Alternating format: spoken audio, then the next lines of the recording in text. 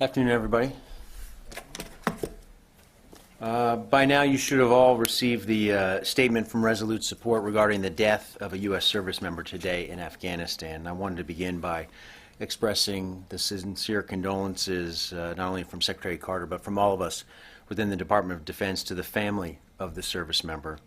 We are still gathering details on exactly what happened, but we understand that this service member died as a result of injuries sustained from an improvised explosive device while the individual was partnered with Afghan forces in Nangarhar province in Afghanistan.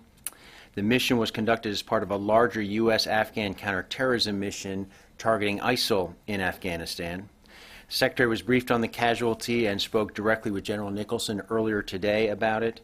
Again, the Secretary's thoughts and prayers are with the family of this fallen service member as well as the service member's teammates. The process of notifying next of kin is still underway, and our operations against ISIL in Afghanistan continue alongside our Afghan partners. I also wanted to update you on the Department's preparations for the approach of Hurricane Matthew. This is a serious storm, and while we have not received any specific requests for assistance at this point, we do stand ready to provide support in the region as needed. U.S. Southern Command is standing up a joint task force commanded by Rear Admiral Cedric Pringle in anticipation of requests for support and is moving 9 helicopters from Honduras to the Cayman Islands in preparation. The Navy is also looking at possibly deploying ships to include the George Washington, the Comfort, and the Mesa Verde if necessary. Over the weekend, approximately 700 family members as well as 65 pets were evacuated from Naval Station Guantanamo to Naval Air Station Pensacola using 4 C-17s and 2 C-130s. These family members will stay at Pensacola until it's safe to return. The remaining military and civilian population will shelter in place and be prepared to support recovery efforts once safe to do so following the storm's passage. The detention facilities at Guantanamo can withstand the current projected storm strength, and the 61 detainees there will shelter in place. If the storm should intensify, there is a plan in place to move the detainees to alternate shelters on base. And with that, I'm happy to take your questions. Yes, Paul. Peter, just a couple more questions on the casualty in Afghanistan. Is there any indication that he was specifically targeted, or the Americans in the patrol were specifically targeted? My understanding, Paul, again, that this was an improvised explosive device that was present where they were in Nangarhar province, so I'm not aware of any indication this individual was targeted specifically. Again, we're waiting to get details back from Resolute Support. This is still an ongoing operation out there, so when they have more information, I know they'll be prepared to share it, and I have basically what they've provided already. But do you know that the IED was set off as opposed to detonated remotely? Honestly, Paul, I cannot say with certainty right now based on the information I have at this point. But I know that there were no other, as I understand it, no other casualties reported. And just lastly, I've seen some reports in recent days of an intensification of ISIS campaign threatening others against cooperating with the U.S. Does this change at all? Are you talking Afghanistan here, or I'm sorry? In Syria, but this is the press release from ISAF today said that this was on a patrol against IS Khorasan, right? Yes, that's right. Does this change anything in terms of the way that the U.S. is positioning or using its forces, and does the same apply for any of its partners on the ground? Obviously, this is a tragic situation. We'll wait to get all the details. But just as a reminder, we have been partnering with Afghan forces in this counterterrorism effort against ISIL in Afghanistan for some time now. This is, again, an offensive action against ISIL because we do not want to let this group be able to take root in Afghanistan as it has in other places. And we've had success on that front with our Afghan partners. And that was part of this operation. And we'll continue to target ISIL in Afghanistan and ISIL wherever it appears. And again, this has been an effort that's been strongly supported by the Afghan government. Again, this is a partnered operation with the Afghans. Lucas. Peter, you call this offensive action. Can you say that this individual was in combat in Afghanistan? Lucas, we've talked about this before. We are targeting ISIL in Afghanistan. We have soldiers in harm's way. This clearly was a tragic situation. It highlights the risks that our service members are taking every single day in Afghanistan and elsewhere, and we've been quite clear about that. And this is, again, an effort to try and address a threat not only to the Afghan people and the Afghan government, but a larger threat to the United States. And we'll continue to target and go after ISIL wherever it appears. And in this instance, it was in Afghanistan. You can't say that he was killed in combat? This was a combat situation, Lucas. Clearly, this was a service member who faced risk alongside Afghan partners, and again, we offer our condolences to the family. This is a very difficult situation, but I think, as the Secretary has made clear, going after ISIL wherever it metastasizes, including in Afghanistan, is an important goal for the Department of Defense right now, to protect the American people. And we're going to continue to do that, and this service member lost their life in that mission. And again, we will await to get more details on exactly what happened here. Say what branch of service this individual is from? I'm not going to at this time. I'd like to go to Syria if anybody has more Afghanistan questions. Yeah, Carla? Just to clarify what you said earlier, no other U.S. or Afghan service members were wounded in this IED attack. That's my understanding. Was this, how many other And U.S. I should also point out, to the best of my knowledge, no Afghans were injured as well. And again, this was a partnered operation. The Afghans are there with us. And how many other U.S. service members were going on this patrol? I don't have those details, Carla. And can you give us a little more information on the time? Was this an overnight patrol? Was this a It was day? earlier today, so I don't have the precise time in Afghanistan. Again, these are the kinds of details that I know Resolute Support is working to obtain and to share that with you when they can. But this was the preliminary information they got from out in the field. Okay, and I have a small question, but I'll defer back to Lucas first. Let me go to Tara. Was there any other enemy contact made, or was this just one IED explosion? Again, those are details that I know Resolute Support is hoping to get a complete picture of exactly what's happening, and I'm not in a position right now to share all those details. I honestly don't know. So they'll be trying to relay that to you as best they can. But what we do know is that this individual was injured by an improvised explosive device. Do we know by chance were they inside a vehicle or on foot patrol? My understanding, this was a foot patrol. They were not in a vehicle. But I want to be careful. Again, I'm getting this information from Resolute Support, and as you all know, until we get a complete picture, I'm not sure I can say with certainty all these details. I'd like for you to wait to hear exactly from them what transpired here. On this? Well, Afghanistan. Sure. As you know, Taliban has mounted a fairly aggressive campaign or mission, whatever, in Kunduz. Can you just expand a little bit on the nature of what U.S. forces are doing there? I know they're serving in an enabling capacity, but can you expand a little bit on that? I know that we have enabling forces there that have been in support of Afghan security forces, and that it's the Afghan forces that have retaken the city center and moved, as I understand it, gathered control over Kunduz once again. So our forces have been in a support role, but this has been Afghans in the lead and Afghans in charge of this operation.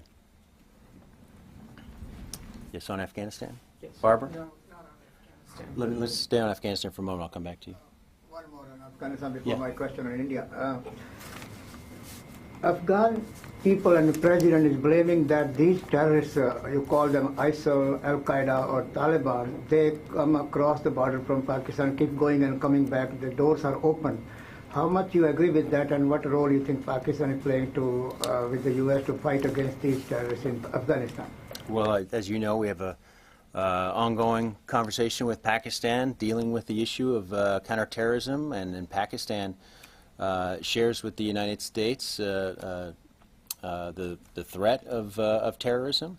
And I can tell you that in regards to these operations, that we have been in touch with the Pakistani government about the movement between across these border areas, and it's a conversation we'll continue having We think it's important for both countries and for all parties in that region to address the issue of terrorism, and we'll continue to make every effort we can to work with our partners in the region to address that issue. Anyone on India? Sure, go ahead. These recent attacks on the Indian forces in Uri, but India is saying or blaming that it was the hands of Pakistan or Pakistan-based terrorists which are wanted by the US and India, and Pakistan is still supporting them. And if the Secretary has spoken anybody in India or with the Defense Minister of India, or what are the views of the US now as far as these tensions are very high between India and Pakistan now. Many are calling there might be another war between the two countries because these terrorists keep attacking India one after another, and how much India can tolerate, and enough is enough. That's what the view from the Indian people. And they are seeking US support in this efforts. Yeah. Well, again, the U.S. officials I know have been in touch with both India and Pakistan. I don't have any particular conversations with the Secretary to read out. The one thing I would say is that we also are aware that the Indian and Pakistani militaries have been in communication with one another, and we encourage these continued discussions between India and Pakistan as a means to reduce any tensions that may be out there, and we're encouraged by that, and we certainly would encourage those conversations to continue. And any view from the Secretary that Pakistan is threatening with a nuclear war against India?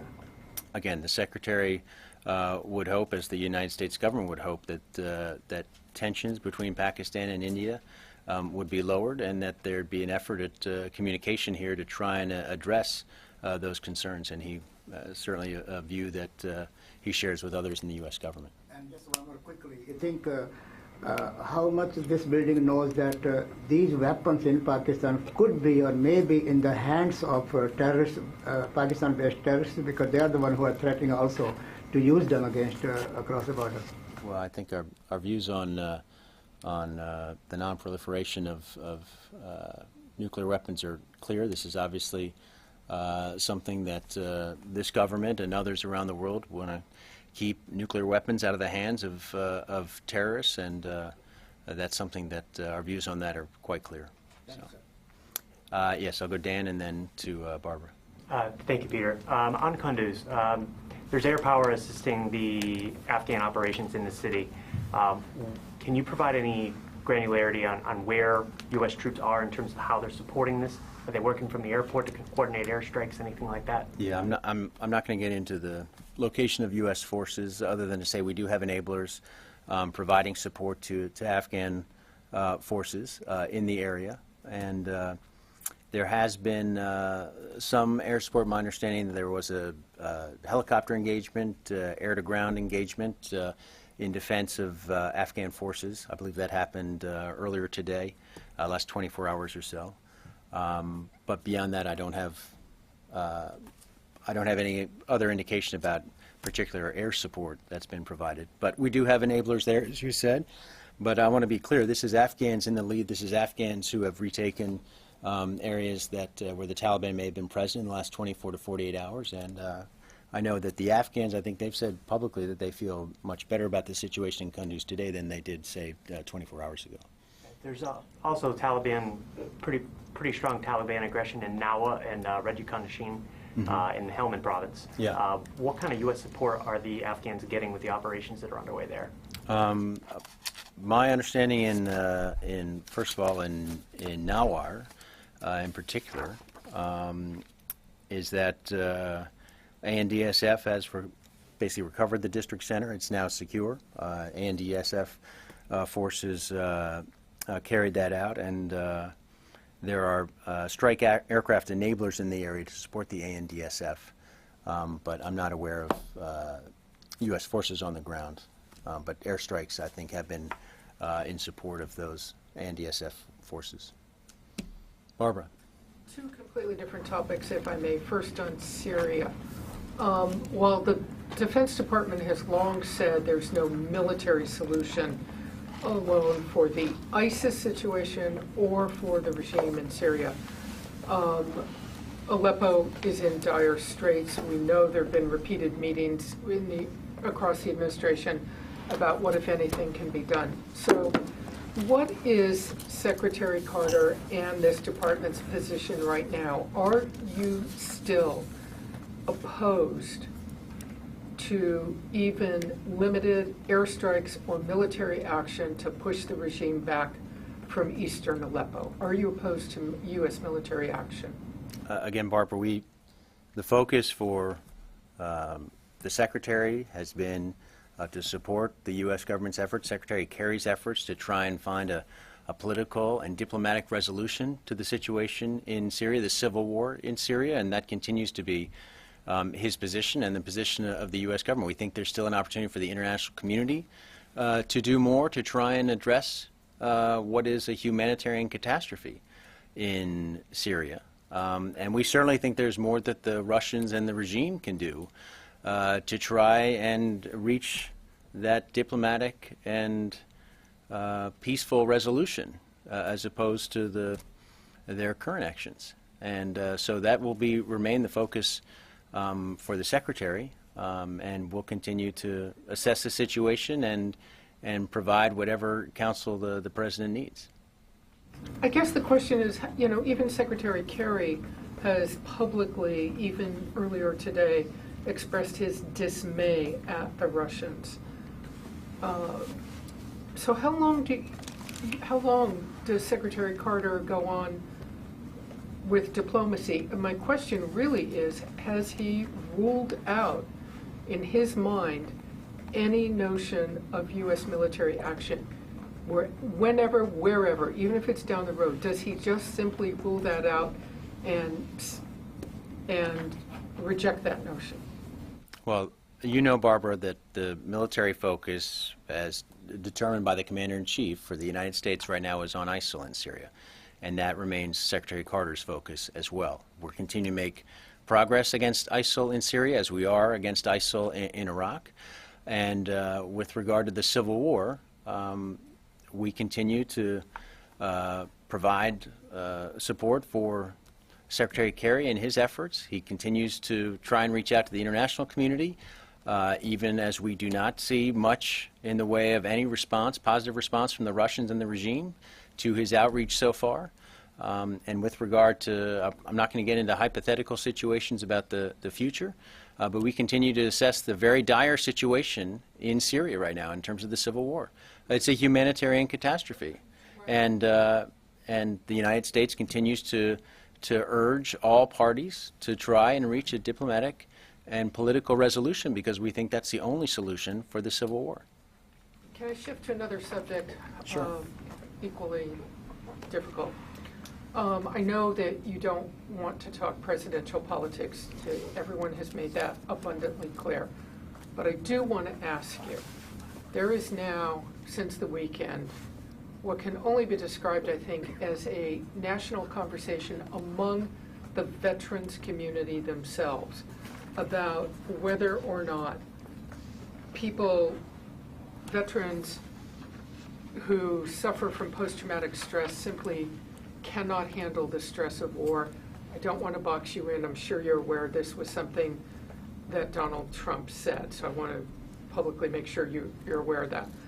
But there is a national conversation amongst the veterans community about whether that is actually true, not true, insensitive, whatever you want to call it. So politics aside, what can you say about this department after 13 years of war and its understanding of post-traumatic stress, and whether or not some veterans are simply not, to quote, not strong enough to handle it?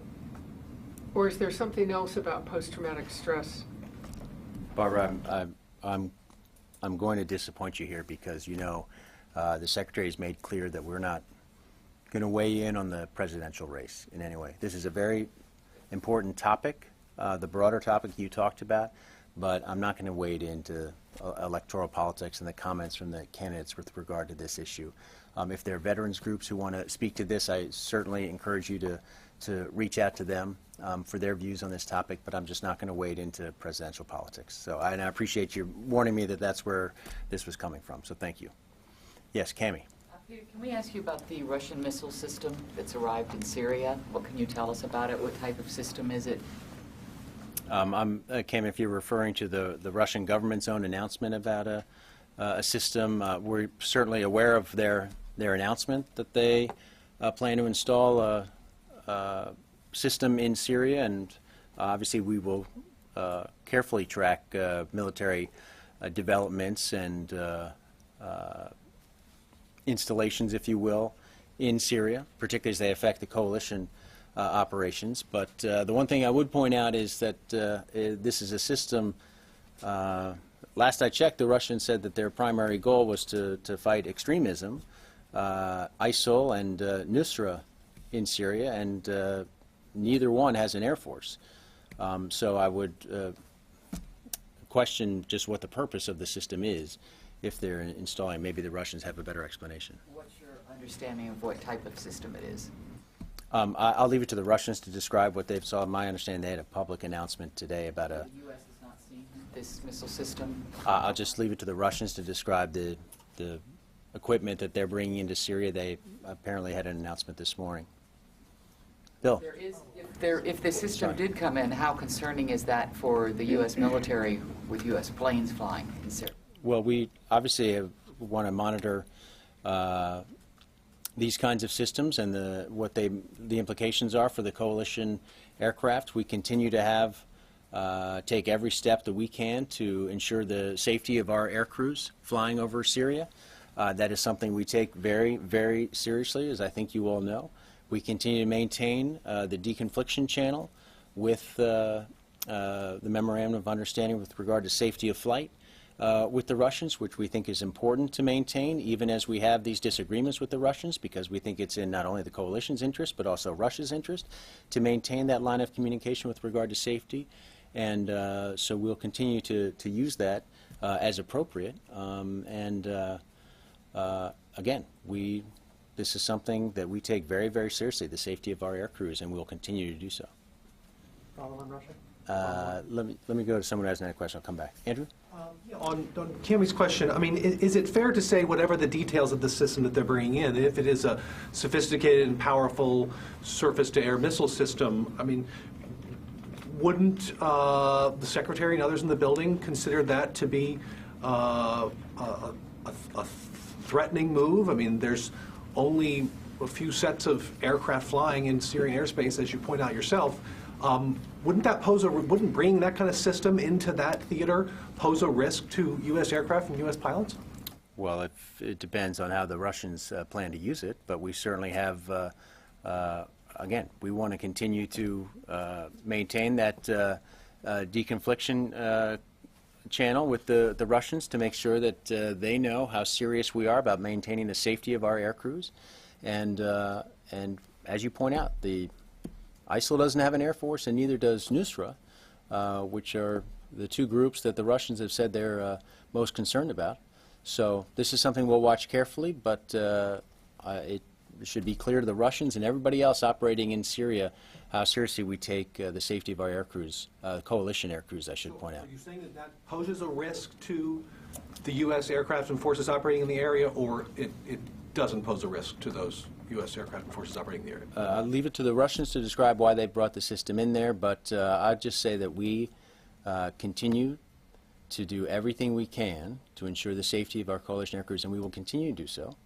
And those air crews as well, I should point out, have the inherent right to self-defense. And so far we've been able to deconflict operations over Syria through the Memorandum of Understanding. In the midst of our disagreements with Russia, that has successfully been able to avoid misunderstanding and miscalculation. We certainly would expect that we can continue to avoid any misunderstanding or miscalculation. Yes. I'm sorry, I was going to call on Bill before. Bill? Thank you. The HVI strike that you announced last night, Yes. does this indicate a wider effort against Nusra in Syria? This is, Bill, the individual we targeted, as you know and as we spelled out in the release, is someone that has been part of al-Qaeda for some time, someone who was among the senior leaders of al-Qaeda. And it is not the first time we've targeted al-Qaeda leadership in Syria. And so it represents a continuation of our counterterrorism efforts, particularly focused on al-Qaeda leadership. But he's also a co-founder of Nusra. It seems like you're taking great pains to say that he wasn't part of Nusra. So He's part of whatever group you want to say he's part of. We know he was part of al-Qaeda, and that's been... I guess the larger question is, well, why aren't we striking Nusra? We're targeting terrorist leaders, particularly those affiliated with al-Qaeda, because that's been a goal of the U.S. government since 2001, and we'll continue to do that. And again, we are identifying, this was an individual who has been part of external plotting outside of Syria, including in targets in Saudi Arabia.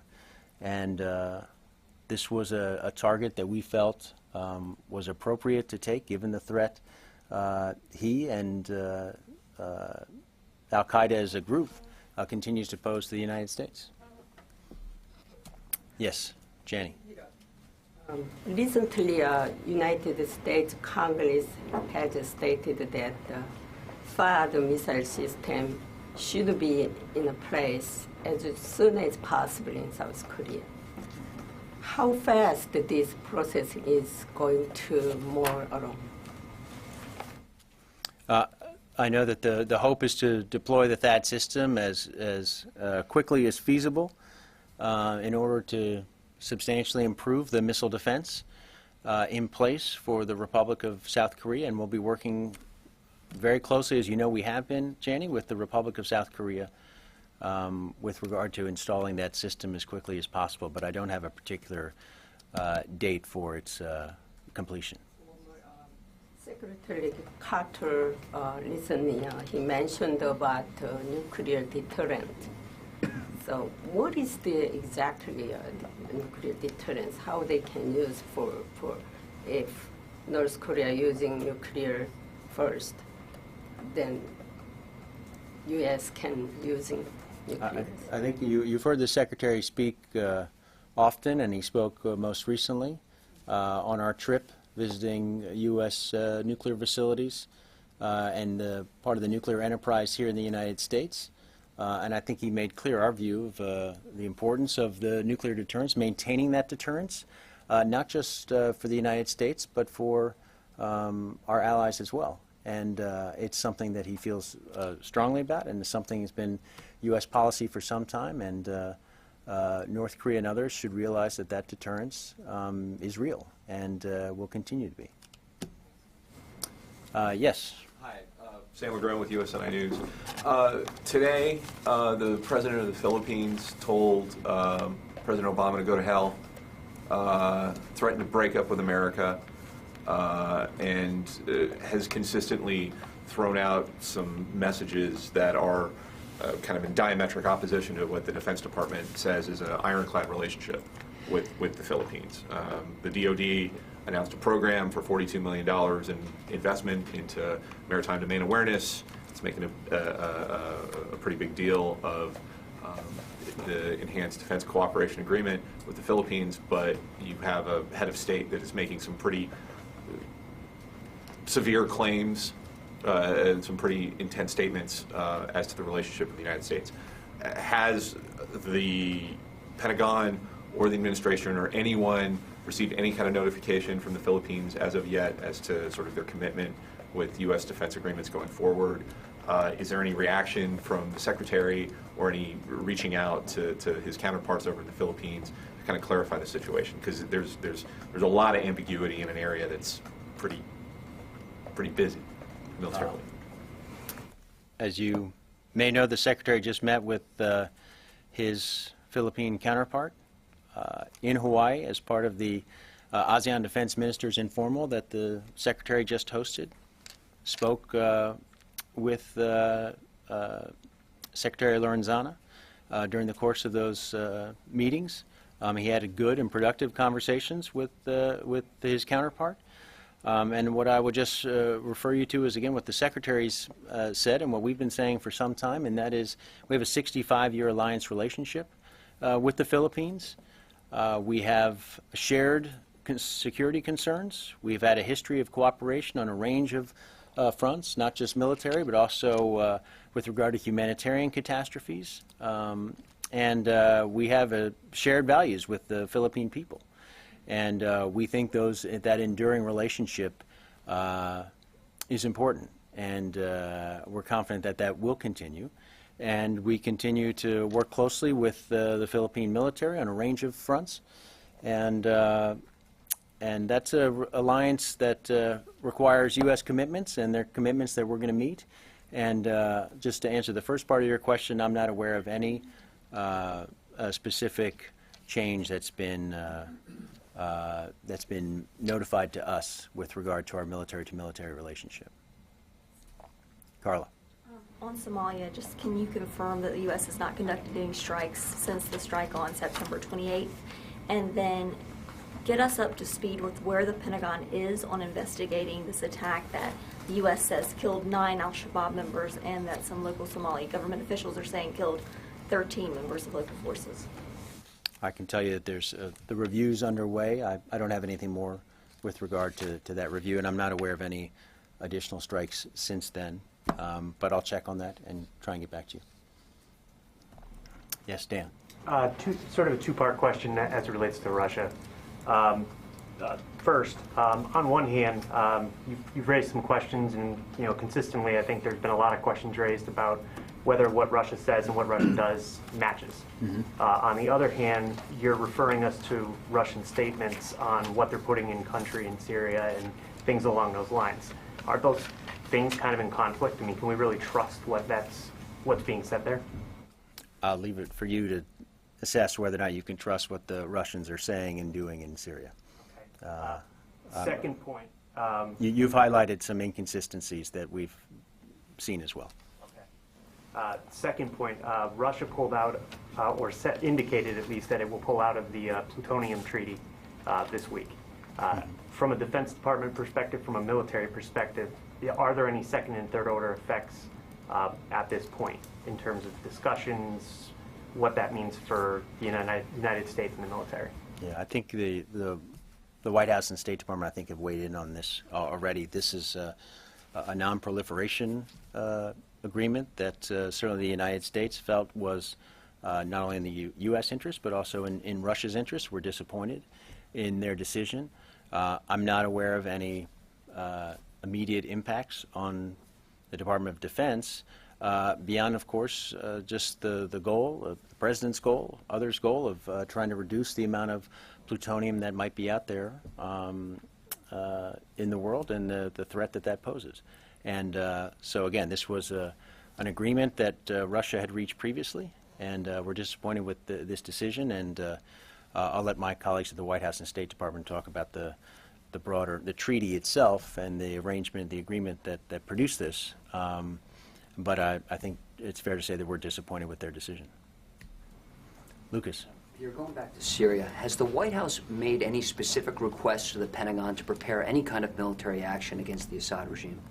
Lucas, I'm not going to get into private conversations that the leadership here is having or might be having with the White House. You know that this is a conversation, that the situation in Syria is a very serious situation, and we have multiple things happening there. We've got the ISIL fight, which is, again, we're continuing to make progress against ISIL in Syria as we are in Iraq. That remains the primary focus of the Department of Defense, and the Secretary Carter in Syria is ensuring that ISIL has delivered a lasting defeat and does not continue to pose a threat to the United States. And that remains our primary focus. We will continue to assess the broader situation in Syria. As you know, it's a complex situation, not only the civil war, but we've got a number of players on the ground in Syria. And it's something we'll watch very carefully and continue to provide whatever counsel, advice, and options that the President and his national security team need. Does the Pentagon need to wait for a specific request to start planning any kind of military We action? are a planning institution, Lucas. We do planning all the time. Earlier you mentioned on the hurricane relief that no specific request had come down to the Pentagon, but you were making preparations anyway to get these ships underway. I was wondering if the same thing applied to Syria. I have learned in my short time in this building that we plan for a lot of things. And you can be sure that we are planning for a whole host of things, as you would expect the senior leadership in this building to do on a range of fronts. Does that include any kind of humanitarian aid drops to the citizens who are trapped, the hundreds and thousands of Aleppo citizens that are trapped in the city? Well, you know, Lucas, that the United States has been the biggest contributor of humanitarian assistance, first of all, to the people of Syria. And there was an agreement that the Secretary carried, an arrangement that he had negotiated to get humanitarian assistance into places that were in desperate need of that assistance. And you saw as well as anybody else that assistance did not arrive. So we certainly would continue to work with the United Nations. I'll defer to my colleagues at the State Department on this because they've been in the lead. The United Nations has been taking the lead in terms of trying to provide humanitarian assistance to the people of Syria who desperately need it. We're very supportive of that effort. And at this point, it's a question of access for those UN convoys, which, with my understanding, may still be in the region. That getting access to that assistance is what's most important, and that's something that's going to have to be determined by actions of people on the ground, and that includes most notably the regime and their Russian supporters. If the United Nations asked the U.S. government to help get those aid convoys into Aleppo, would the Pentagon help out with that? Of course, we do whatever the Commander-in-Chief asked us to do. This is, I'm sure, a conversation that, again, my colleagues at the State Department are having on a regular basis. We stand ready to assist in whatever way we can. To my knowledge, those requests have not come. So, yes, Paul? Peter, just to follow up on that, last week, Deputy Secretary of State Tony Blinken was asked before, I think it was Senate Foreign Relations, on what the Plan B is. The implication is that the diplomacy is on the verge of crumbling. What is the U.S. Plan B? And when he was pressed for an answer, among his responses was that there's been a new round of options given to the president. His term was some old, some new. Just follow up on what Lucas was asking. Is the Defense Department considering any new military options for operations in Syria that it wasn't considering previously? Paul, again, I'm not going to get into internal deliberations between the White House, the national security leadership, and what's going on. I think what Secretary Blinken indicated, Deputy Secretary Blinken, was that a range of options were being assessed, not necessarily military. We're still talking about diplomatic, other steps that can be taken by the whole of the U.S. government. This is a very serious, dangerous, and tragic situation in Syria.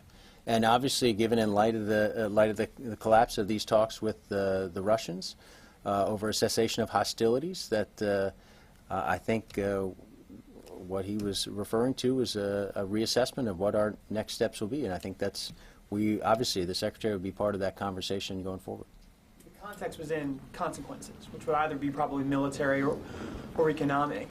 Can you say whether this cessation of the diplomatic process has led to an intensification of looking for more options instead of the Defense Department's usual tempo of always having options to provide? Has this led to a new call from the President to ask for alternatives? I'm not going to characterize our tempo or pace. We will continue to provide the advice and counsel that the President and his national security team need in terms of the situation on the ground in Syria, both as it relates to the civil war and as it relates to ISIL. I really want to emphasize that our primary focus remains the fight against ISIL, which is taking up a substantial part of what's happening in Syria. And we will continue to focus our efforts on that front, even as the State Department and the United States government as a whole continues to do what we can to try and alleviate the suffering of the Syrian people in the civil war. But our focus remains right now, Paul, on the ISIL fight and delivering ISIL a lasting defeat. Yes, Peter, Thomas. just going back to some of the earlier questions about the missile system that's now in place in Syria. Operationally, I understand your point about you guys continuing to deconflict and so on with the Russians. Operationally, does this change anything for U.S. pilots? Our operations will continue. With the S-400s that were put in place last year in November and now this, does it appear, would it be your military assessment that Russia is appearing to be ready to perhaps declare its own no-fly zone? You'd have to ask the Russians what it is they're planning to do with these systems. They have installed systems that have certain capabilities. We have an air campaign that we're waging in Syria, and we're going to continue to wage that air campaign. They can explain to you or try and explain to you what it is that system's for, but as we noted before, the two groups that they say they're most concerned about, ISIL and Nusra, don't operate air forces. So we'll leave it to the Russians to explain what they're doing there. Without trying to get into hypotheticals, but if they did declare such a zone, would that affect anything the U.S. did operationally? I'm not going to get into hypothetical situations. What's the time you've got? Yeah. Okay. So I got time for one more here. Just two quick follow-ups, one on Thomas's. I beg your pardon. In the past, I'm sorry, Tara. In the past, everybody's been allowed to ask one question. I've noticed that people here have been asking upwards of 7 questions. No, you just said it was the last question. I'll get to you as well, Nancy. Thank you. Okay. So is it the Pentagon's understanding that the S-400 system is still in Syria, which is a more advanced system than the S-300? I'll leave it to the Russians to tell you where their systems are and what they're doing. They have air defense systems in Syria. We've seen them. If they've made adjustments today, I'll leave it to the Russians to explain what the rationale is behind that. Okay, and then just one quick one on the Philippines. You said Quick, because I promised to get to Nancy. a few minutes ago, the Pentagon is in the business of planning. With everything that's happened with the Philippines of late, are alternative plans being made to perhaps reposition some of the U.S. commitments to rebuilding sites or doing humanitarian locations if U.S. efforts are no longer wanted by the Philippines, or is it just a wait-and-see approach and see if maybe Duterte's comments are more bluster than they are, fact? We're not making any changes at this point to the EDCA agreement, and we'll continue to work closely with the Philippine government in terms of implementing it, and of course our larger alliance relationship. We're allies, and we'll continue to have our conversations as appropriate with our Philippine counterparts. Nancy. I wanted to follow up on a few things you mentioned earlier. To Bill's question about the high-value target that was possibly killed that you announced yesterday, my understanding in your answer is that this department sees a difference between Nusra and Al-Qaeda. Is that correct? You should take from my answer that we targeted an individual who is a legacy member of Al-Qaeda, and we targeted that individual because that person has posed a threat to the United States, and because we've been well documented our efforts to go after Al-Qaeda wherever they may be, and this individual was in Syria. But legacy Al-Qaeda suggests then that you see a difference between? I'm just trying to understand for clarity. We've targeted people who are members of Al-Qaeda and Al-Qaeda affiliates, and in this instance, this is someone we know has had a long history with Al-Qaeda. Would you carry out similar targets potentially against Nusra targets? We would target people who are, again, as part of our authorization for the use of force against Al-Qaeda, anyone who's part of an Al-Qaeda affiliate. And as you know, Nusra has been a very public affiliate of Al-Qaeda for some time. And then on Aleppo, does the Secretary see a distinction between what is happening there and the fight against the Islamic State in terms of mission, if you will? Does he make a distinction between the instability in Aleppo and the ability for groups like the Islamic State to continue to operate in places around the Middle East? I'm not sure I understand your question. Does he see a distinction between the instability in places like Aleppo and the ungoverned space and the war against the Islamic State, or does he see them as interrelated? Well, I think the Secretary does see the fight against Islamic State in Syria as distinct from the civil war itself, and the effort by opposition groups to try and deal with a civil war that has caused so much suffering and pain for the Syrian people, and because we have a regime in Syria that no longer has the legitimacy to govern, and he sees that there's a political and diplomatic solution to what's going on in the civil war. He does not see a political or diplomatic solution to the Islamic, to ISIL. There's a military solution, and that's the one we're carrying out. And then on the U.S. troop death in Afghanistan, as I understand it, he was part of a mission that was confronting ISK, is that correct? Yes. And he was getting combat pay? This was an individual serving in Afghanistan. I'm not sure the exact nature of his compensation, but Service members in Afghanistan who are not getting combat pay? I don't believe so, but I can check that for you. Is he eligible for combat awards at the Purple Heart? I'll check that as well. Again, this was someone who was serving his country in a counterterrorism mission in Afghanistan, targeting ISIL, and was doing so bravely and honorably and on behalf of his country.